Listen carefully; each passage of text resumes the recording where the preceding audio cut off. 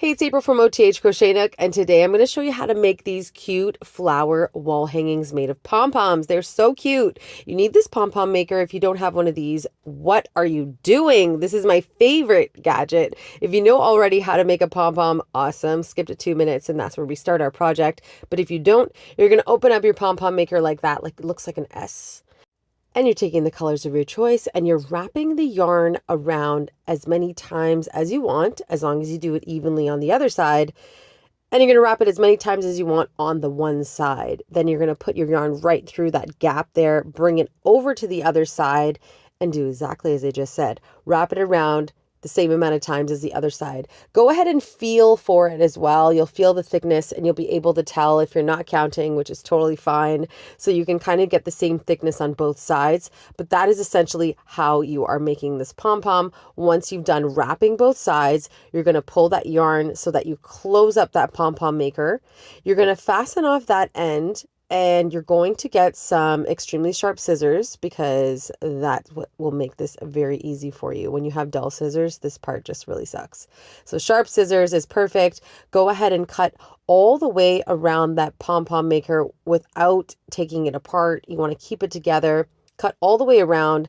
Then you're going to take the same color yarn, take a piece of it, and you're going to tie it around once on this end, really tight, squeeze it, and then tie it around that end and squeeze it again. And then you're going to pull this apart, and magically you will have the most perfect pom-pom ever. And you're going to fluff it out with your hands. You're going to trim off all those long ends there.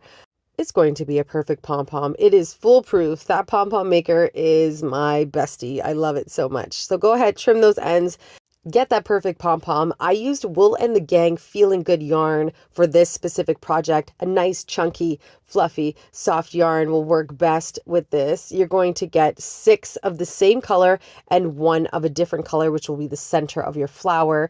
Then you're going to find a circular object, trace it out of the cardboard. I actually used a gift box, so it wasn't too thick or thin, but still was sturdy enough and pretty lightweight to hang on a wall. And I got my hot glue gun, and we are going to hot glue the pom-poms to this piece of cardboard.